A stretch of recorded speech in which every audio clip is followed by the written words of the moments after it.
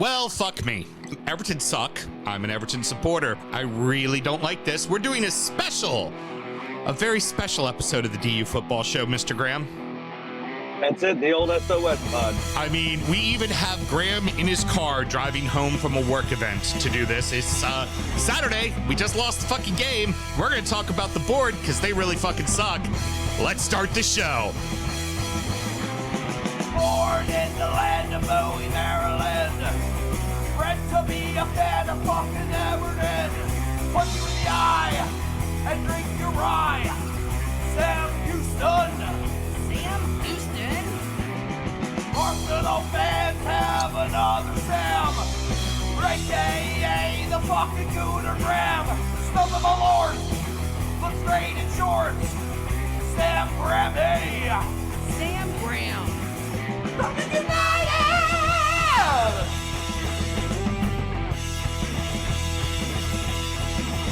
Fucking United!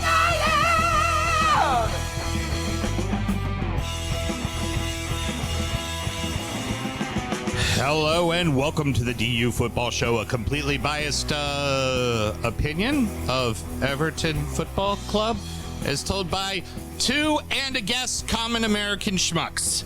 I'm your host, Sam Houston, and in his car over Zoom is my illustrious co-host. I'm sure his hair is perfectly coiffed, Mr. Samuel Graham. Sammy, how you doing, buddy? I'm doing well. It's actually contained up in the old man bun. Oh, even better. God, I wish you were on camera so I could see that stupid fucking man bun.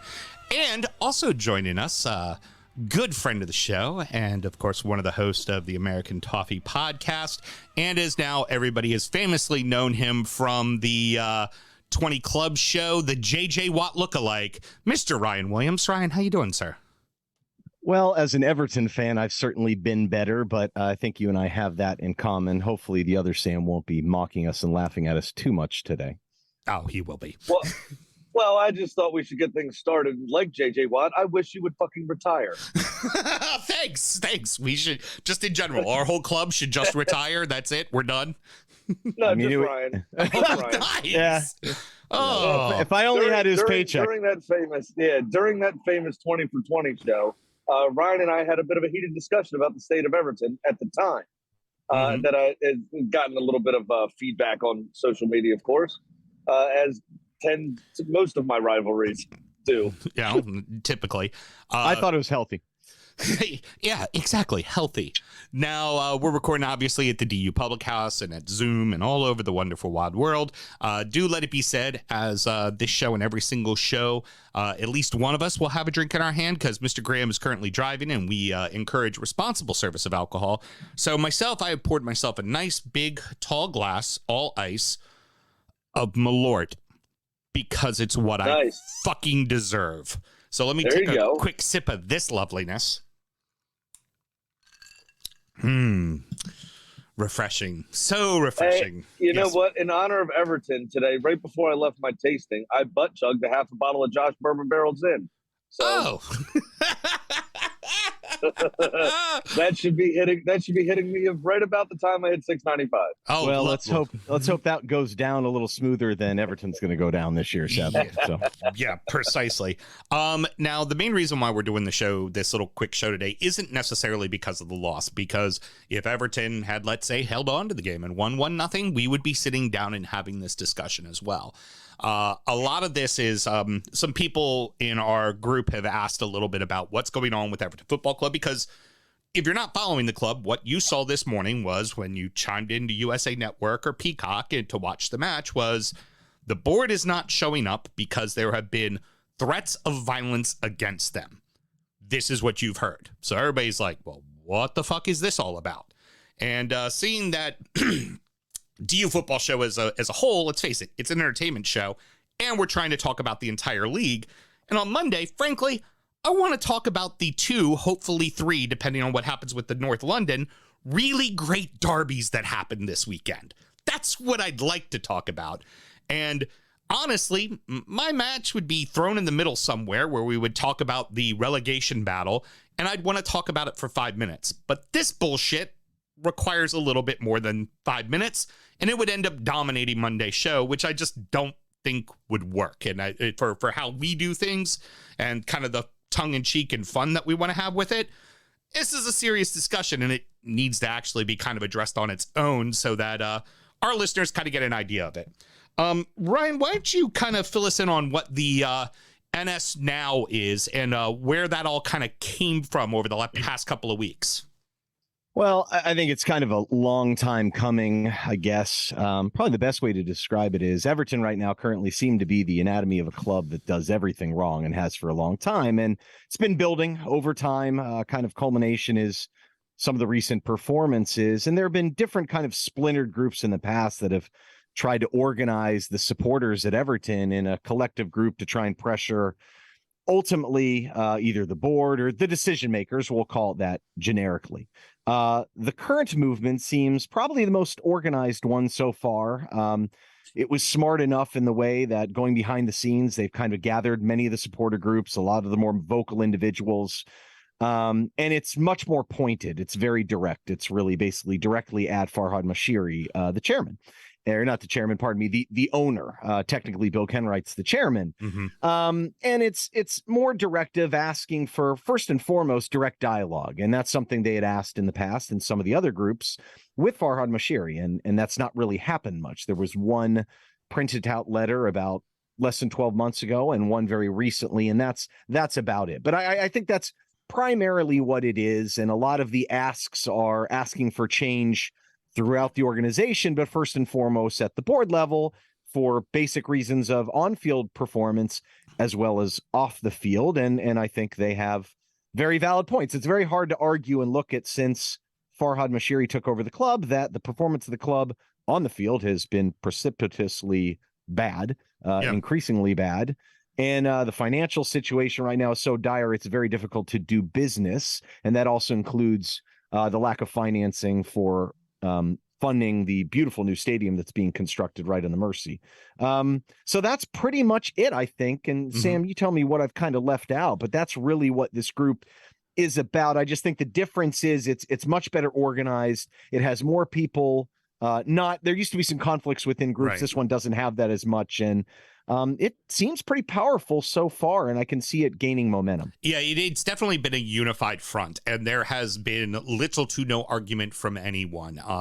I know within my own local supporters groups that I'm a member of, both DC and Baltimore, they posted what they were doing, and it resoundingly from everybody within the group was like, yes, this letter needs to be sent. We need to say something. There needs to be a footballing culture at Everton Football Club. Now, Mr. Graham, I'd like you to kind of touch base about the relationship between an owner, a club, and fans, because you have a very good perspective about what it is to mean to own a football club. So, for a long time, it obviously is the billionaire's plaything, right, for that particular owner. And that more and more has come in as foreigners, not in a xenophobic way, but as a, kind of non-tribalist. I mean, football is very tribal. As a non-supporter of a club, to just own a club it's been more of a, plaything of a billionaire. And which is why you get this reaction, this visceral reaction, because to the fans, this is their life. Their life revolves around their football club. And for an owner to act in the way that Moshiri has, brings up a lot of feelings. I mean, you saw what happened with the Dildo Brothers in West Ham, and the fan running out, remember, during the last season at the Bowling, and planting the corner flag in the center circle. And keep in mind, this is a former minority owner of Arsenal. Yeah. Yep. Correct. This particular one. And things are bad when you make an Arsenal supporter. Thank God they have Stan Kroenke as their owner. Jesus, that is bad. Yeah. But, what's happening it did start with Moshiri, but he gave too much power, in my opinion, to that board, and didn't listen to the quote-unquote football men, right? It started that summer, Ronald Koeman's last summer in charge of the club, where you bought every number 10 under the sun. We And then you refer couldn't- that as the year of the 10, by the way. Right. You couldn't offload them. I think you spent upward sides of 70 million or so, and you only recouped about 4.5, 5.5 million of that. Just of tens. Yeah. No, more. It was way more than that, actually. But that started your financial downturn Definitely. in terms of that, and the financial fair play ramifications. You also have every manager that comes in, because you're now hamstrung on your budget, can't buy the players that they want. I think there's two separate issues going on. I don't think Frank Lampard's a very good manager, period, number one. But the ownership and the board have done things in a way that hamstrings who now, as Sam alluded to earlier, talking off air, I think there are managers that could do a job with that crop of players that you have at the club. You're not very deep. Your starting 11 is actually decent, but they're not being organized in a way that benefits the team at all. You've had unfortunate injuries to Calvert-Lewin at a bad time. Mopé hasn't exactly hit the ground running either. Scoring goals is always a problem, but for a team, for instance, and I know Sean Dyche has been tossed around a lot, Burnley never scored goals, but they stayed up. You know, they had a good time because they were organized and disciplined. And Frank Lampard, I don't think, has that in him. Separately from that, the board has put their systems and stuff in place that they use, and Everton is now financially drained. The fans are pissed off, and everything else that's surrounding the club is completely the board's fault. And ultimately, for it to be fixed, you're going to need to either take power away from the board and get a Hey, Sammy, you're breaking up a little bit, so I'm going to cut you off real quick. for director of football, like, for instance. Hey, Graham, you were breaking up a bunch, so we're going to cut you off anyways, because we're going to get into some of that as well. Now, one of the other big things is, like, we've been seeing this happen where owners are supposed to be stewards of the club, and they need to understand that they are a placekeeper in the history of the club, and the club lasts longer than they ever will. And we saw this with, as you mentioned, with West Ham. We saw this very famously with Newcastle and Mike Ashley, and we saw this as recent as just a season or so ago with the Manchester United supporters storming the stadium. You know, there's been some instances, and for Everton, what had happened, we sent out the letter. Moshiri kind of half-assed responsed it and went, I have faith in everybody. Everything's going to be fine. And then he went on to I think it was Talk Sport, and did an interview and basically said, the board knows what they're doing. We're all right. Bill Kenwright comes out and goes, hey, we've had good times. Have we? I mean, I started supporting this club at what would be, quote, our highest moment recently, which was playing in an FA Cup final that we lost. That would be the highlight. So good times, Bill? Bill, we're having good times. Okay. All of this happens, and the NSNOW has also staged and planned a sit-in. So instead of doing a walkout where the owners still get your money, a sit-in, you got to keep stewards on the clock. You got to pay for things. That actually, not a ton, but it does actually affect ownership's pay stub, right? It messes with their money a little bit. And I liked the idea of the sit-in because, you know, it's peaceful. You sit there, you chant, you hold up your banners. There's definitely going to be TV cameras that are going to have those banners on TV, and it lets you at least some way let everybody know what's going on because, again, all they know, what the normal mouth-breathing consumer of the Premier League knows is, oh, there was a press release that there were acts of violence. Way to go, Everton supporters. Now, the sad part is there was actually some shit that went down. Ryan, you want to chime in on some of the things that you've heard about that have happened? Well, yes, I think part of the issue, though, is the timing. And this is the sad state of affairs. There's such a lack of distrust with the board at this point that when certain claims, for example, there was a claim that Everton's CEO, Denise Baxendale, was put in a headlock after the Brighton match and assaulted. I think what's strange about that is this is the first anyone heard of it, and an individual broke it that no one knew about this at all. 2 hours before our match today. You would have thought that would have been reported within 5 minutes of it happening after the Brighton match. Right. So that's the exact point. So sadly, we're in such a state where the board has been scrutinized so much and is so out of favor that people normally would never question that, right? Especially, I mean, the assault of a woman. First of all, if anyone is around anyone that I know and someone sees any male or whoever else assaulting a woman, it ends immediately. I don't know where where I'm from, yes, that doesn't happen. I mean, that person is sent out on a freaking rail, probably by me. Yeah, they're getting hands. That's what's going to happen. Yeah, I mean, that seems, and almost every Evertonian I know would react in the same way. So I'm not denying it happened. I don't mean it that way at all, and I'm not being insensitive about it. I'm just saying that's the point.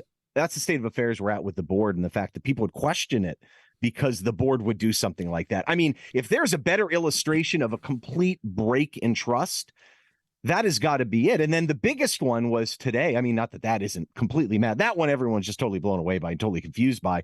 But the big one today was Everton putting out a statement that, in essence, their safety department had said that there have been credible threats. I think that was the actual wording, right, Sam? And that the directors would not attend the match. Yeah. So did Denise, Bill did not attend the match. Graham Sharp didn't attend the match. Yeah. And I think Bellwell was there, though. That's the interesting part, the director of football. I would tell you the following. Full disclosure, my first inclination when all that got released is, mighty fucking convenient. Like, it was like, very clouded statement, not a lot into it. And I'm sitting there with producer Mel. She's watching the match with me, and she's like, oh yeah, Kenwright had a security gate thrown at his car. Like, there's been, obviously, Twitter is a great place for fucking assholes to hide, but there has been unaliving threats and essay threats towards members of the board, which make this very clear. Not fucking cool. Not at all. No.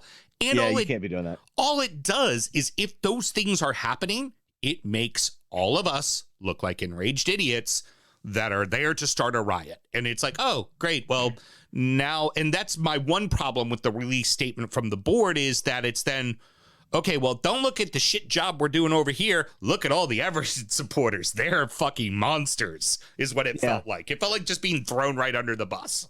Yeah, and it's totally intentional in that aspect, you would think, and that's sad to think that. But ultimately, I don't know what recourse they have. But what's most confusing to everyone is that, just objectively, if none of this happened, objectively speaking, I think it's a fair question to ask Moshiri, hey, why do you continue to employ these people? How are these people your custodian if they're running the club into the ground? The response, however, is not to throw gates at people's cars.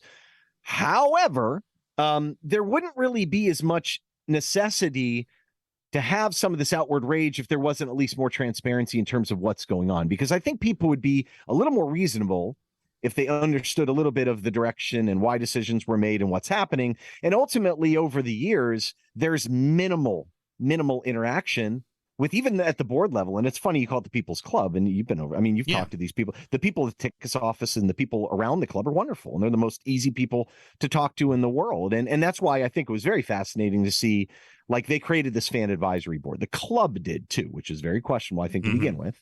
And the main guy, Jazz, who you've met, he's a great guy, right? And he's not a yes guy or anything, but he thought it was a constructive way to work with the club. It came out earlier this week at their latest meeting that he had never met Bill Kenwright. So I think that's a big part of the frustration for them, because it's like, look, we're trying to set up vehicles to have the direct dialogue, to give you feedback. We're not telling you what to do, but we're telling you that we're frustrated and we'd love to see more transparency in terms of what you're doing. So you have someone like Moshiri respond, things talking about, the board's great, the management's great, and they're executing the plan. I mean, did you know we had a plan? I didn't know we had a plan. Did you know we had a plan? No, and if I knew that, it doesn't look like a plan. Yeah, no, right, Sam, right. I was about to ask you the same question, Graham. Does it look like we have a plan? Right. So, like, Sam, you see it from a distance here, and you've seen success. So, look, the one thing we do know, and we know some things. We know Moshiri basically unilaterally has hired the managers. Now, he tried to blame the fans on that, which was a reference to last year's debacle where the fans were borderline rioting because the suggestion was Vitor Pereira, who is close associate with Kia Jorshabin, who's like Moshiri's advisor and the guy who formerly ran Arsenal recruitment. You're welcome for Iwobi. Iwobi's a really good player, but by the way, Arsenal was going to flunk financial fair play when the Mkhitaryan transfer didn't go through.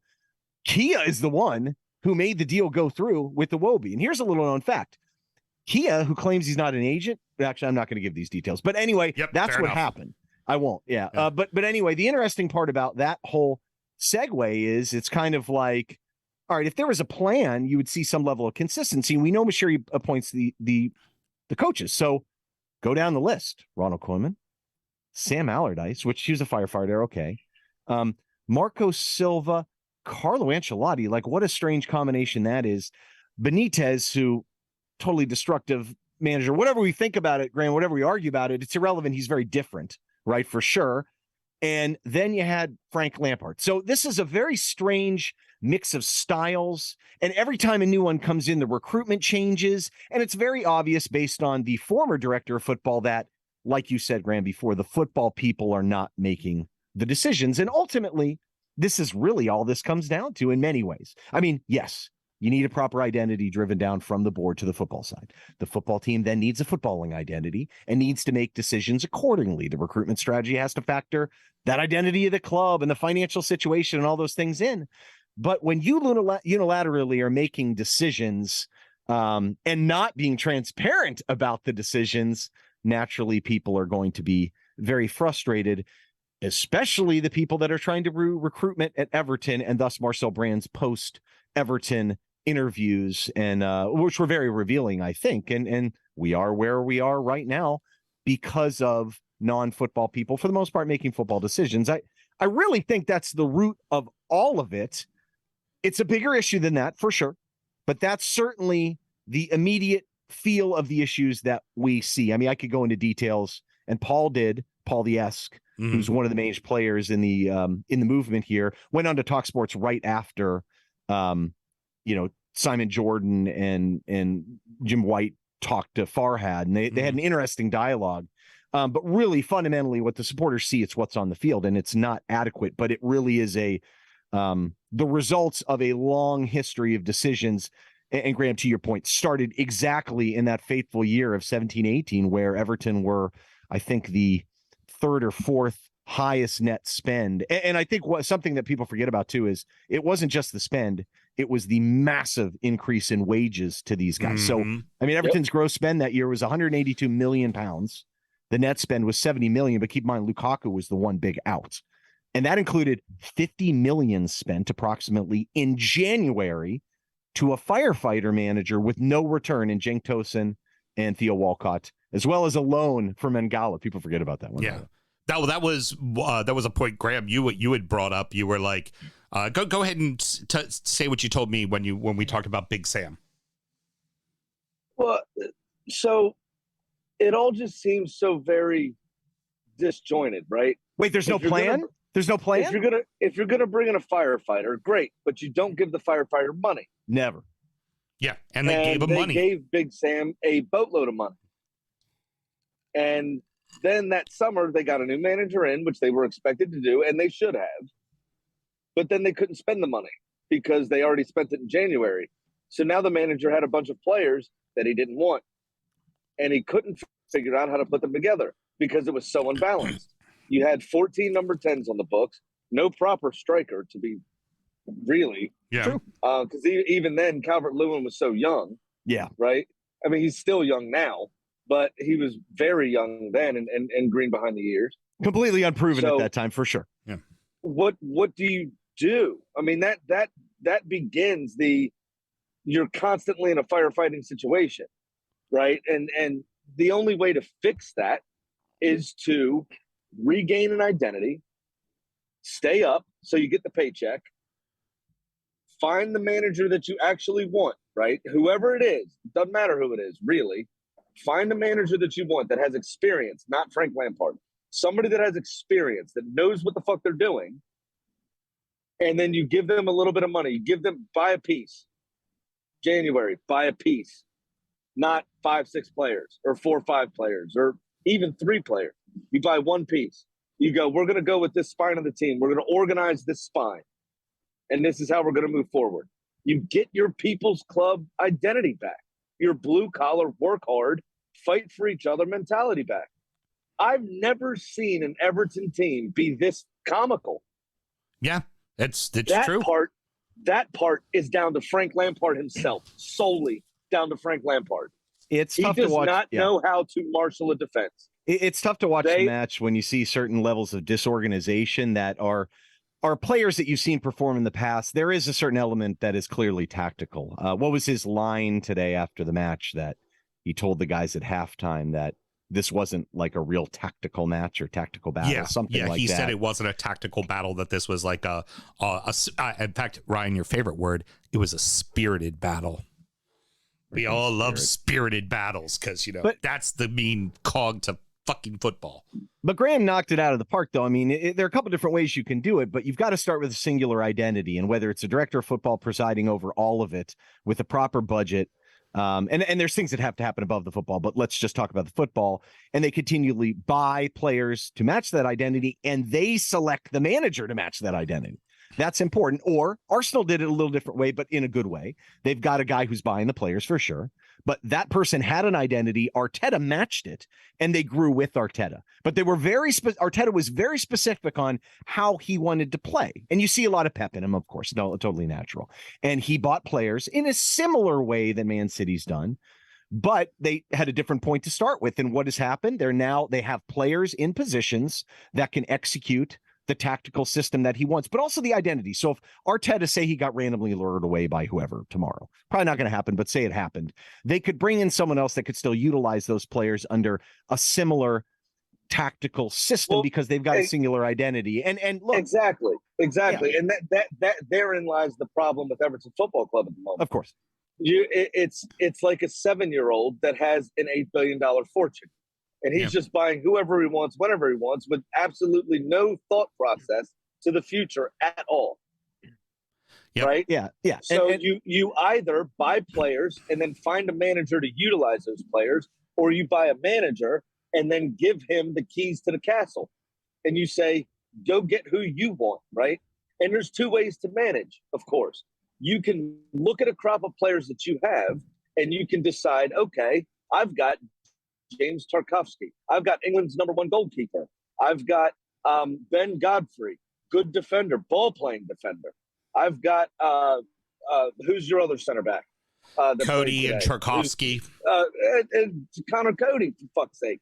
Exactly right. Another England international. So you have a good spine. Onana, great player from what I've seen. Great box-to-box guy.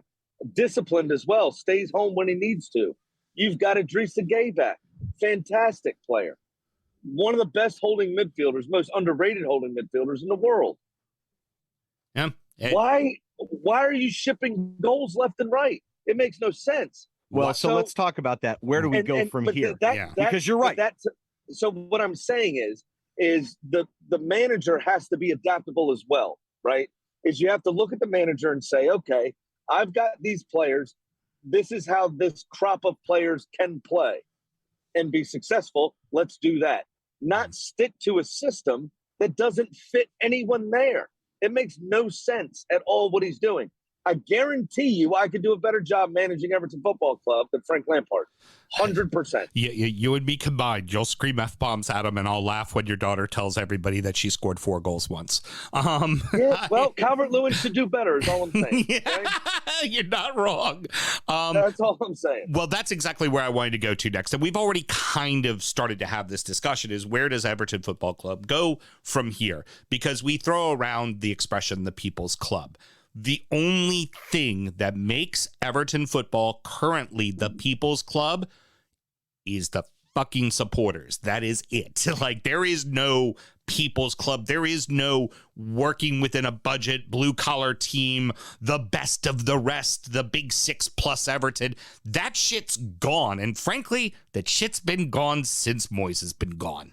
And we don't know who we are. And we are lost as a club. And it's every year to 6 months or year and a half, we fire another manager and we bring another one in. And I'm part of me says, if the ship's sinking, fucking let it sink with Frank and then figure it all out once it's done. But then also part of me then goes, well, you know what? A fucking hard-nosed guy like Dyche could probably do something with the spine of this team. And it's all it's muddled and it's confusing. And I don't know where I sit on it. The main thing I want to see is a culture and an identity for the club. And the board needs to dictate that. And the director of football needs to execute that. And the coach needs to manage within that. And that's not happening. Ryan, it's easy to just go, okay, well, blow everything up and be like Everton Twitter and go, oh, yeah, everybody out, sign new players. Yeah, because we have that kind of money to do that, you know. But go ahead, Ryan, give your thoughts on what the fuck do we do now? Well, the catch-22 with this one is like you said, in the short term, install a manager that is a little more disciplined, a little more rigid, and certainly more tactical. I mean, what you're seeing is some fundamental mistakes by players that normally don't make those. And it seems to be a matter of playing within each other and within a system. And 48 seconds into the second half, Ryan. 48 fucking seconds. Well, I mean, you know, as you've listened to the pod every now and then, that we critique that it's a very American idea, you know, the halftime adjustments type thing. But yeah, Everton normally is not as good in the second half. Other teams adjust to us, and that's problematic. And I think, Graham, that speaks to 48 seconds isn't an adjustment. It's a failed assignment. Yeah. It's a lack of motivation. And it's a piece of shit.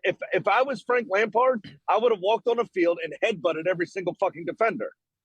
Well, I would say that, but the lack of passion that he has.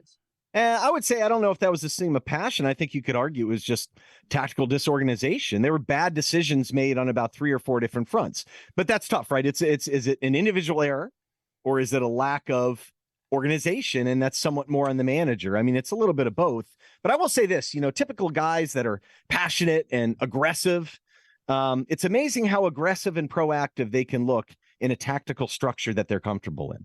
Yeah. And I think a lot of people maybe dismiss some of the design that's happening behind the scenes when things happen. Like when Arsenal's really rolling, you see some of the triangles and the trios and the combination play you see on the wide spaces is a little bit by design and very well choreographed and rehearsed.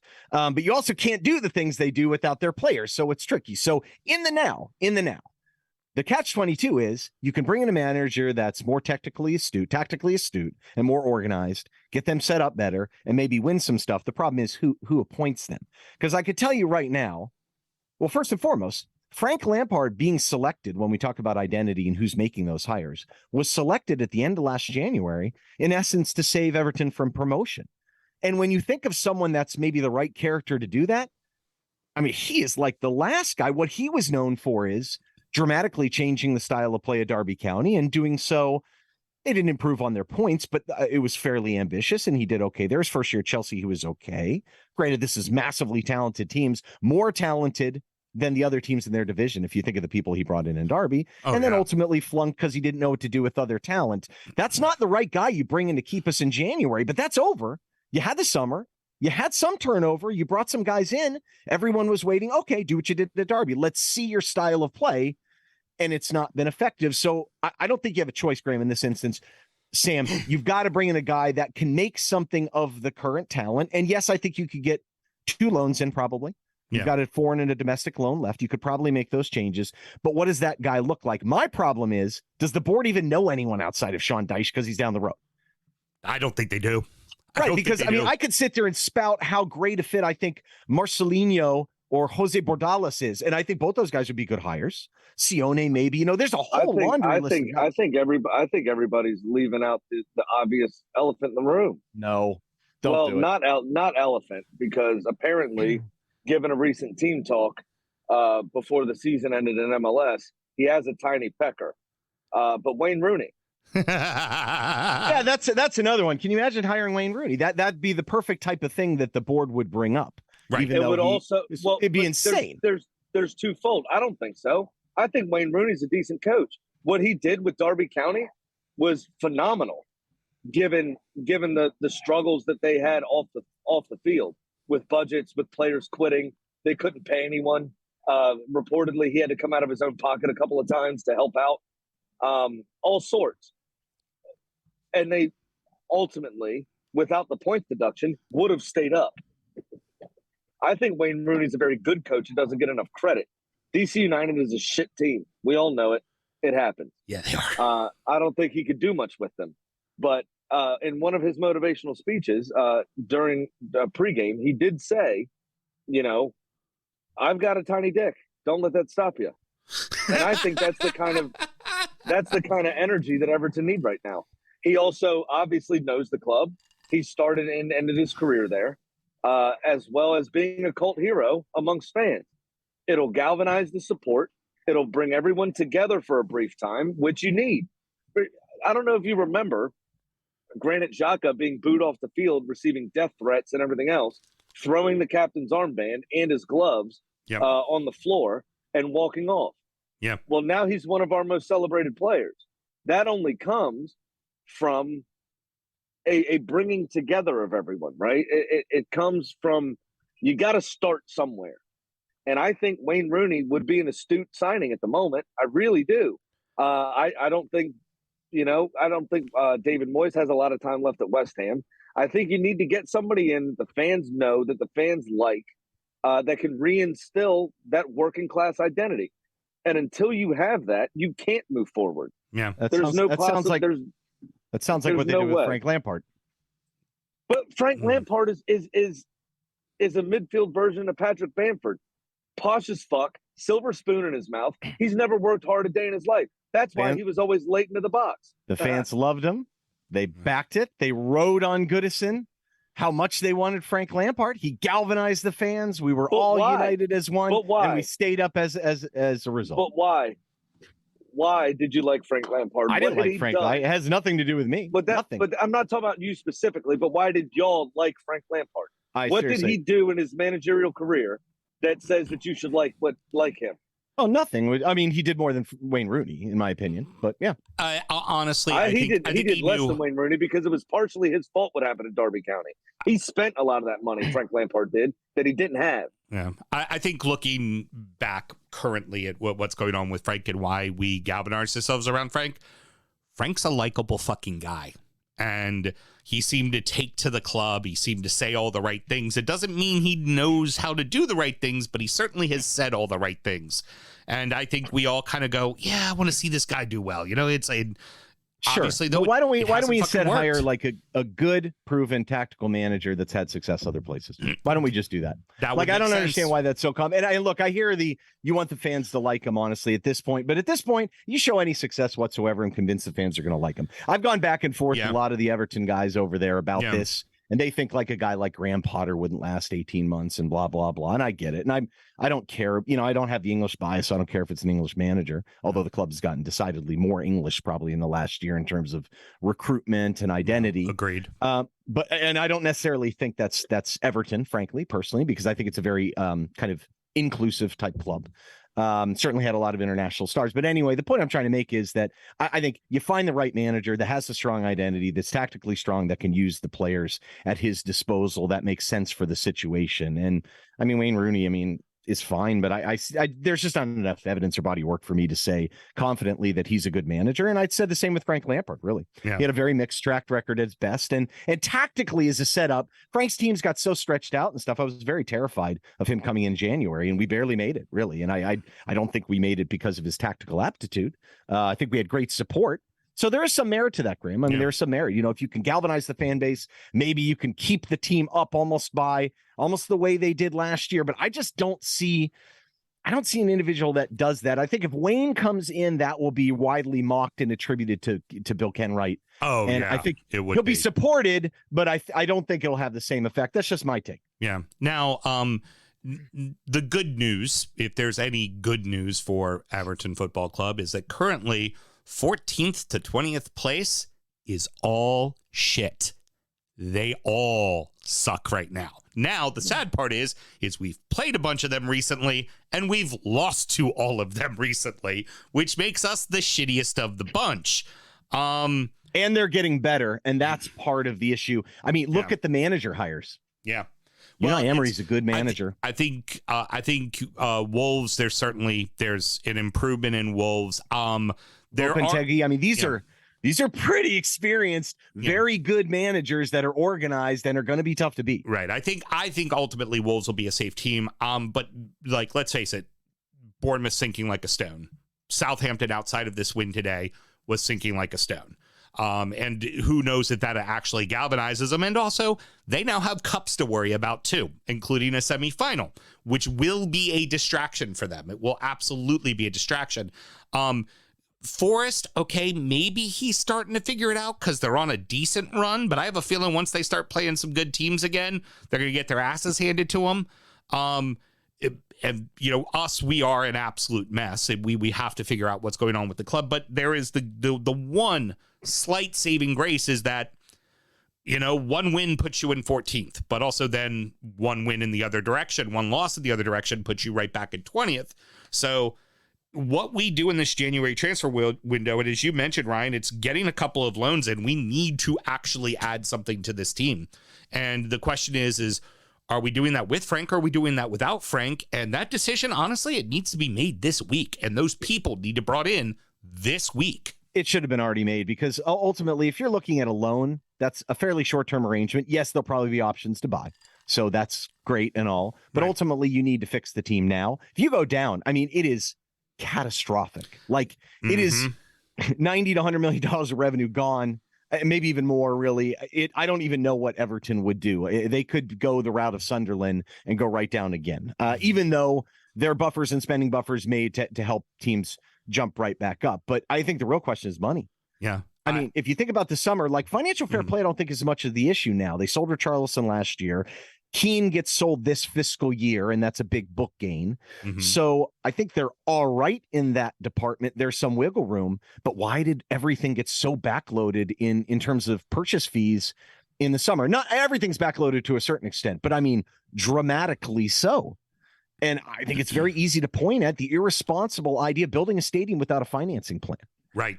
Yeah. And look, maybe it truly is. It truly could be Moshiri's got all his assets tied up in Russian sanctions and can't get the financing deal. It would explain why he was looking for minority buyers to come in and help him secure financing. So no one really know. I know there's some stadium bills coming up. That's the scuttlebutt on the street. What does that look like? Could they even fire and afford to fire Frank and hire someone new? I mean, this is the stuff that, look, is there a manager out there that can keep Everton up, especially if you bring in two players? What do we think? I think there is. I think there is. And I also, even though I'm going to say this on Monday, I'm going to say, you know, I used to say there were 5 clubs worse than us, and then we lost to Leicester. And then I said there were 4 clubs worse than us, then we lost to Wolves.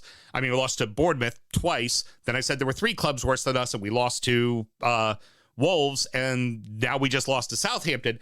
I still believe, honestly, Forest, Bournemouth, and Southampton are going down. I think they are utter and complete messes that are worse than us now.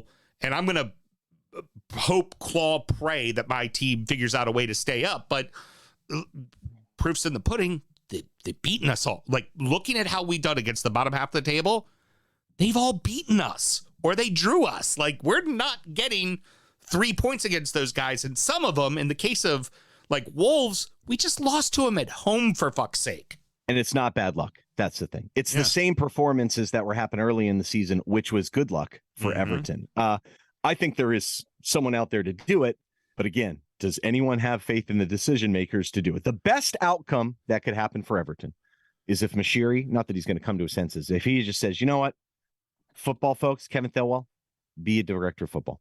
Go find us as next manager. You take care of the recruitment. I'm getting the heck out of the way, and we'll reassess in the summer. If that happened, and I mean, I think Kevin's decent enough. I know the recruitment guys at Everton. I think they're very good. I know some of the names that were locked in last summer that didn't happen, that this team would look very different. I have some faith that if that happens, I like our chances. I do not. I mean, can you see a scenario with Moshiri doesn't jump out and try and pull someone out of the ether? And that, who knows if I just think you're totally rolling the dice with that. But I think you have to move and get a new manager at this point. Yeah, agreed. Sam, your thought? You'd think we need to move and get a new manager? 100%. I don't think. I believe it's become pretty untenable with Frank Lampard at this point. I believe you need a proven firefighter that's not at the end of his career, like Sam Allardyce was. And I think that person is really going to be and needs to be Sean Dyche. He has the track record of working with some of those players already. Dwight McNeil, we know, and Tarkovsky, of course. You have to get organized first.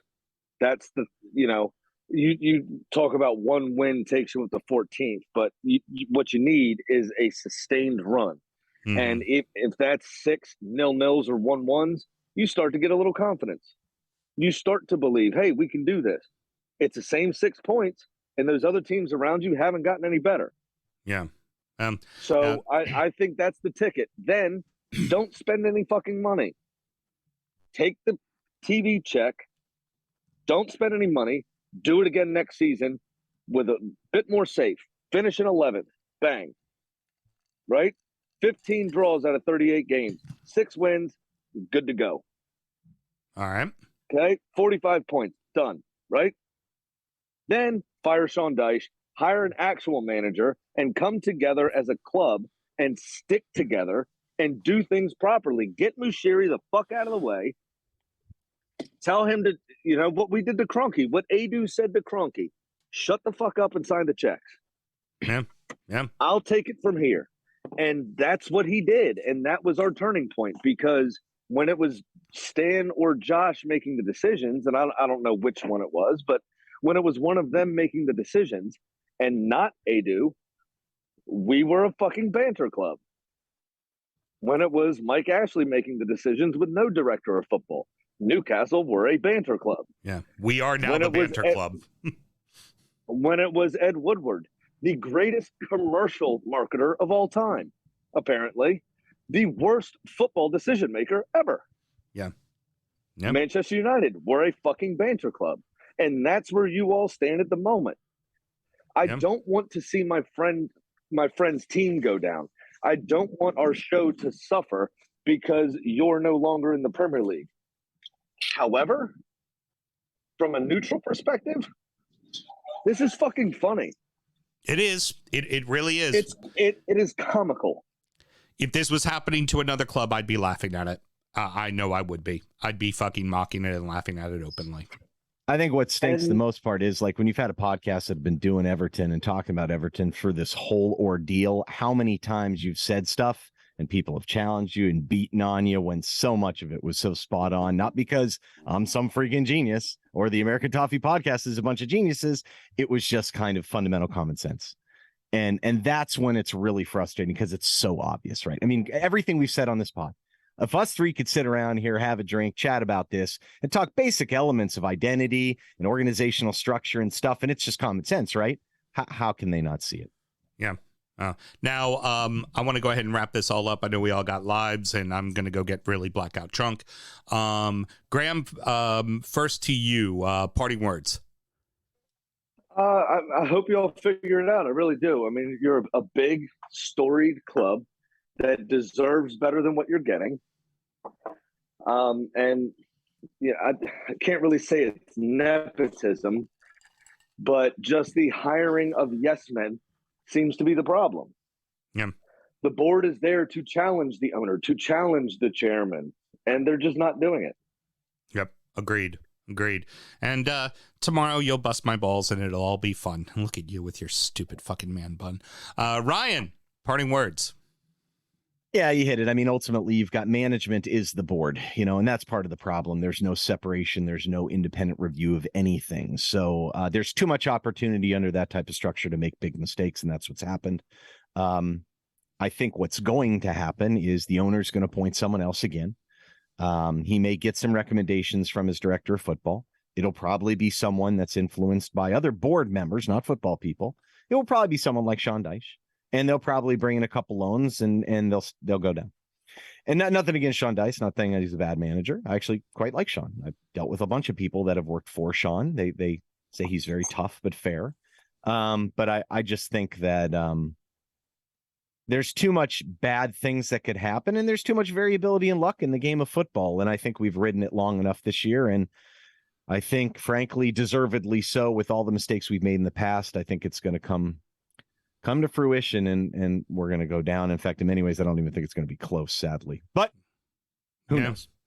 Here's hoping that's not the case, because I feel like we scream of what happened to Leeds or what happened to Sunderland happening to us. I don't see us as we win the league and we all joke about how we won a trophy in the championship. No, I don't see it going that way. I see it going very, very badly.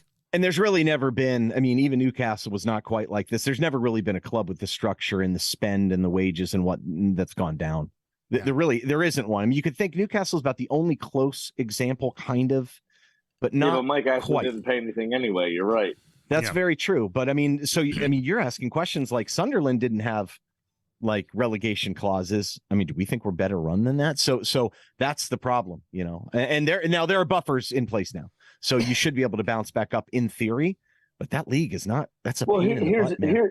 Here's the other piece of that too. Besides that, you're absolutely right with the league being a pain in the ass, but you've been trying for 3 summers to offload a bunch of the players you have and can't. So at very least, you have serviceable Premier League players at the club that should be able to come back up because nobody fucking wants them anyway. If they stay. And I'm not trying to be funny about that, even though it sounds like a joke. No. But if they stay, you don't have to cancel their contracts. You can hold them to that contract. That's true. But think about it, though. You don't sign with Everton thinking you could go down. That's the only twist, though, Graham. You know what I mean? Like, the only twist is you're not, like, you don't sign with Everton think you're going down. So what happens? Do you demand a transfer? So that could get a little complicated. Absolutely. I mean.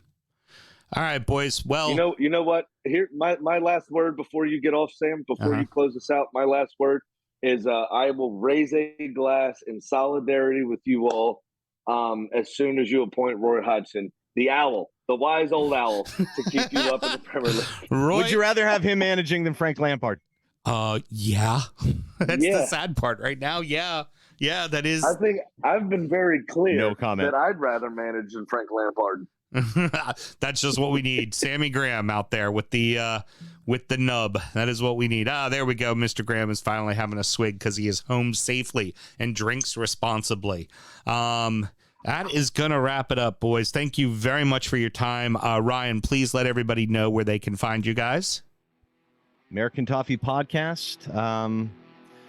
Pretty much everywhere, you go ahead and find it out there. And we've got a pretty active Twitter account, and our Discord is pretty popular as well, too. It can all be found just straight to social media. Twitter's our primary method of communication. Give it a listen. It's definitely a little different than most of the Everton pods out there, and there are quite a few of them. So, give us a shout. Love the feedback. Love the dialogue. Thanks a lot for having me on, guys. I always appreciate it. No problem. Bro, it's always a good time, man. Ryan, we got to work on that. That's not called hitting the post. You got to hit the post right before the guy starts singing. So, but that's okay.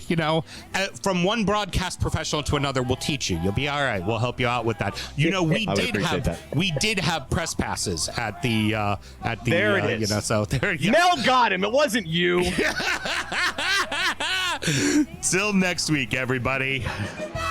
Good night.